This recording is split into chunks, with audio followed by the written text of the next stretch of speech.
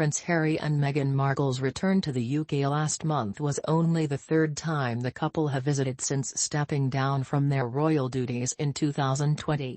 The Duke and Duchess of Sussex left their home in California for a week-long trip to Europe to work with charities close to their hearts.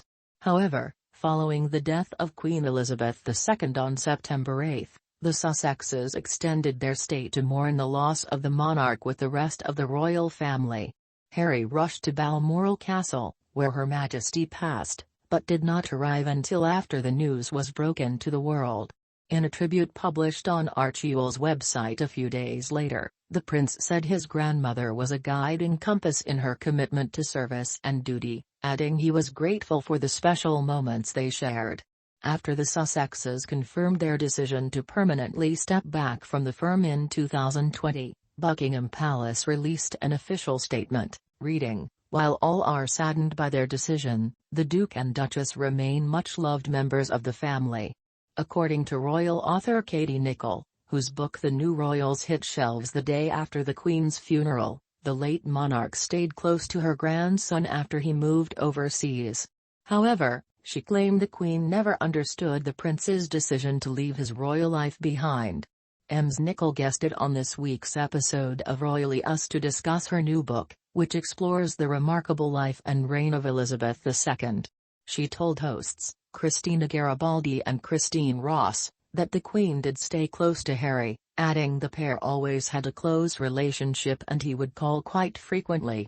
She continued, "The Queen took those calls and enjoyed the video calls where she got to see Archie and Lilibet.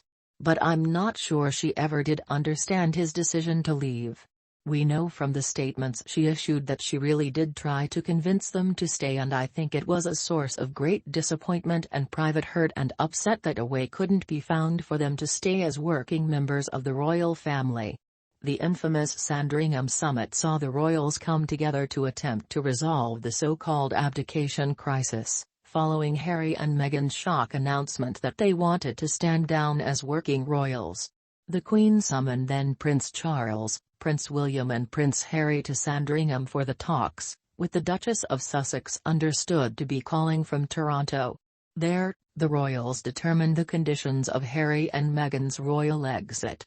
While the Sussexes had initially hoped that they could both represent the Queen and pursue their own private interests, their proposal was denied and the couple relinquished their public duties altogether. Ms. Nicholl said, "It was the Queen's wish to try and persuade them to stay."